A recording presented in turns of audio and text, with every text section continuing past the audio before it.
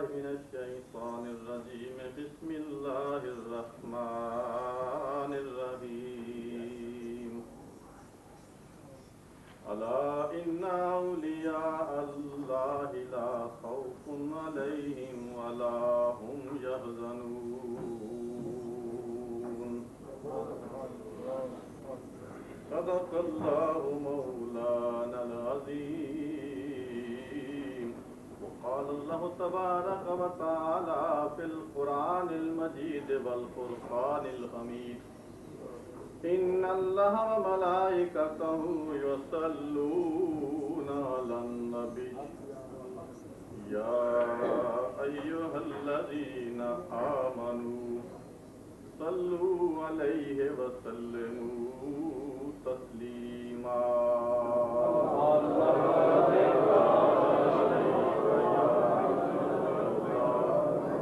الصلاة والسلام عليك يا حبيب الله الصلاة والسلام عليك يا رسول الله الصلاة والسلام عليك يا حبيب الله الصلاة والسلام عليك يا رسول الله وعلى آلك وأصحابك يا حبيب الله.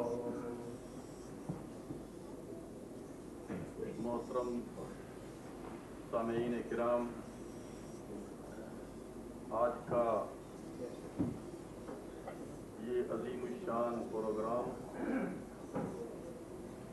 محرم حرم جلال شاہد بزم وصال گنجینہ رموزات الہیہ مخزن فیوزات لامتناہیہ امام سلسلہ نوشہیہ حضرت نوشہ گنج بخش قادری رضی اللہ تعالیٰ عنہ کی یاد میں انعقاد پذیر ہے. تو آج کا یہ پروگرام اور کل کا دن انشاءاللہ عزیز ہم سب مل کر حضرت نوشہ گنج بخش قادری رضی اللہ تعالیٰ عنہ کی سوان حیات، آپ کی کرامات، آپ کی زندگی کا طریقہ کار علماء کرام سے ہم سماعت فرمائیں گے. ہمیں یہ چاہیے کہ جب ہم کسی عالم کو، کسی نعت خوان کو سنیں تو ساتھ ساتھ ایک کام یہ بھی کرتے چلیں، اس کو داد بھی دیتے چلیں، ساتھ ساتھ سبحان اللہ ماشاء اللہ بھی ہوتی رہے.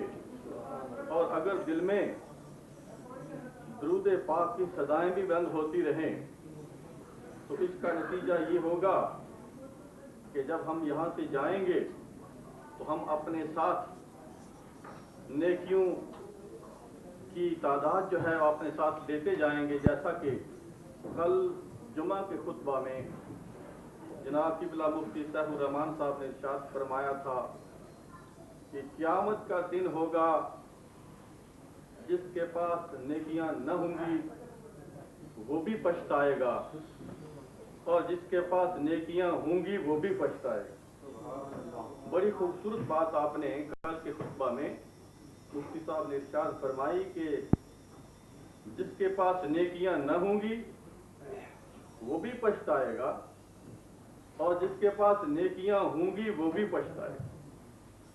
صحابہ نے بارگاہ رسالت میں عرض کیا یا رسول اللہ صلی اللہ علیہ وآلہ وسلم، یہ بات تو سمجھ آتی ہے کہ جس کے پاس نیکیاں نہ ہوں گی وہ تو یقیناً پچھتائے گا، اس کے پاس کچھ نہیں ہے، مگر جس کے پاس نیکیاں ہیں وہ کیوں پچھتائے گا؟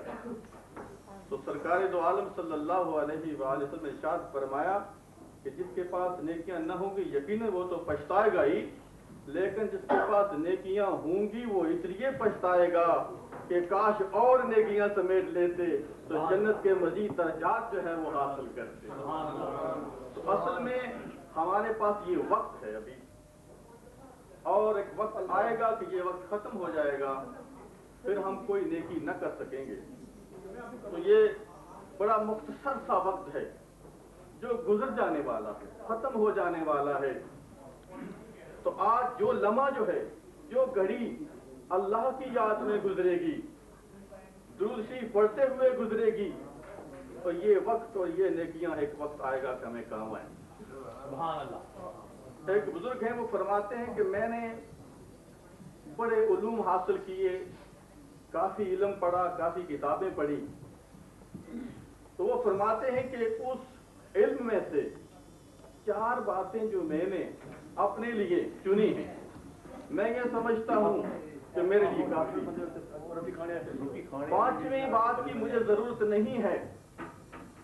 وہ 4 باتیں واقعی ہی بڑی خاص باتیں ہیں، ہمیں ہمارے یاد رکھنے کے قابل ہیں۔ وہ فرماتے ہیں کہ بہت علم حاصل کیا، مگر اس علم میں سے 4 باتیں جو ہیں وہ میں نے اپنے عمل کے لیے چنی ہیں۔ اب اس کے بعد مجھے 5ویں علم کی ضرورت نہیں۔ جو تھے وہ بھی چلے گئے۔ نہ یہ طریقہ کار ہے، یہ تو اچھا طریقہ کار نہیں۔ بولنے والا کبھی کوئی بات نہیں کر سکتا جب تک اس کے سامنے سننے والا نہ ہو۔ دیوار کو تو نہیں سنائے۔ بہرحال ارشاد ہوا، ہم کھڑے حاضر ہو گئے۔ بہرحال تو عرض کر رہا تھا، ہاں وہ باتیں انشاءاللہ اچھی اچھی باتیں آپ سنیں گے، یقیناً کام کی باتیں ہوں گی، تقریر تو بعد میں ہوں گی۔ جی تو عرض کر رہا تھا کہ وہ بزرگ فرماتے ہیں کہ 4 باتیں جو ہیں وہ میں نے تمام علوم میں سے اخذ کی ہیں۔ فرماتے ہیں سب سے پہلے ایک بات جس کا علم مجھے ہوا وہ یہ ہے کہ اللہ رب العزت نے میرے مقدر میں جتنا رزق لکھ دیا ہے وہ بہر حال مجھے مل کر رہے۔ مانتے تو ہم سب ہی ہیں کہ وہی رازق ہے، مگر اس کا یقین کرنا، اطمینان قلب حاصل ہونا، یہ اور بات ہے۔ وہ فرماتے ہیں کہ اس بات پر مجھے تسلی ہو گئی ہے کہ جو رزق میرے مقدر میں رب العزت نے لکھ دیا ہے وہ مجھے ضرور ملے گا۔ یہ رب نے لکھا ہے، کوئی عام آدمی لکھنے والا نہیں ہے، لکھنے والا رب العزت ہے۔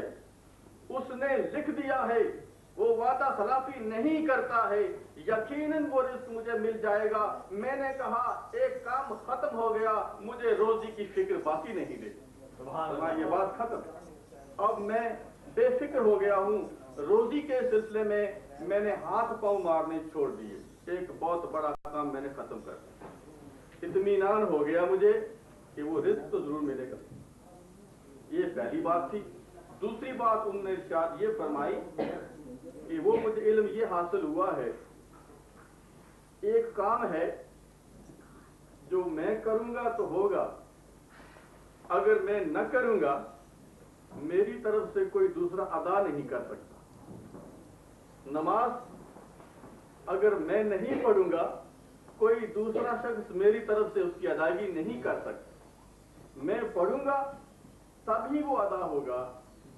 انہوں نے کہا پتہ یہ مجھے چلا کہ فرائض کی جو ادائیگی ہے وہ مجھے ہی کرنی ہوگی، یہ کام اور کوئی نہیں کر سکتا میری جگہ۔ تو میں نے ان فرائض کی ادائیگی میں جو ہے اپنے آپ کو مشغول کر دیا، کہا کہ یہ کام میرے کرنے کا ہے، یہ میں ہی کروں گا، تو میں صبح شام اسی میں مگن رہتا ہوں، وہی کام کرتا رہتا ہوں۔ یہ دوسری بات۔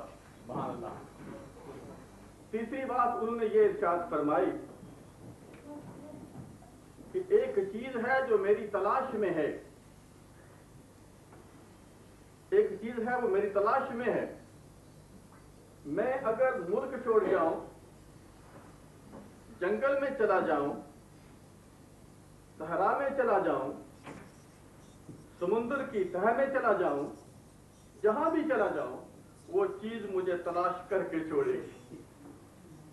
उससे मैं भाग नहीं सकता, उसका नाम मौत है, उसका नाम मौत है। चुनांचे मैंने सोचा जब मैं भाग नहीं सकता तो मुझे हर वक्त तैयार रहना चाहिए।